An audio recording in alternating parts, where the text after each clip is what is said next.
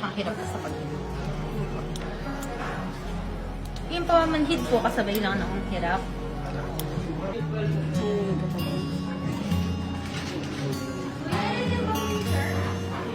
Pwede po yung mga nag-hypervent. Pag nag-hypervent po kasi hindi oxygen yung kulang, carbon dioxide. Pero ipapatest ko natin blood test. Pwede kasing kulang din siya ng electrolytes. Kaya naman mas. Hindi ko lang kayo na. Nung dumating na ako sa ospital, yun din yung una ko nakita, si Kuya na paper bag.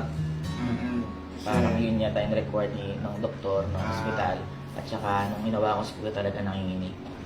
Nahihirapan siyang huminga to the point na kailangan nakabag na parang yung ikot lang ng hangin, yung sakto lang. So, ayun, hindi rin po namin alam kasi yung minsan tumatakbo sa isip ni Kuya. Kaya siguro si Ate Elma po yung makakapagsabi dahil sa Ate Elma po yung kasama lagi ni Kuya. Tsaka kung ano po pinagdadaanan po talaga ni Kuya.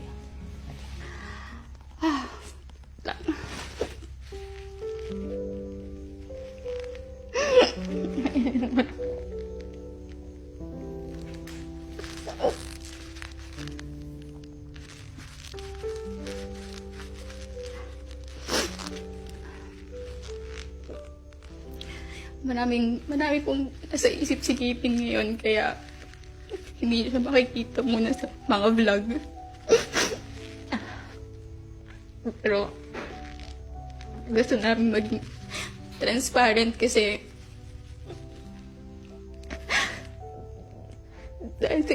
dahil sa inyo kaya kami nandito din. So ngayon hindi pa niya kaya yung tumatakbo sa isip niya. Ang dami.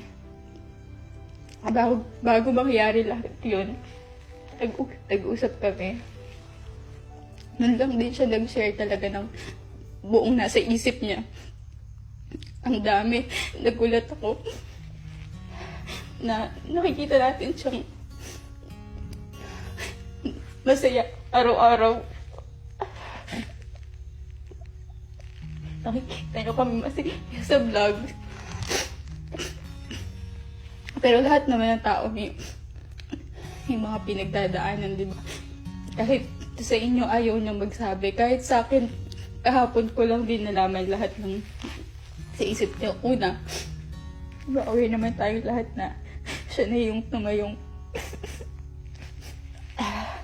head sa pamilya.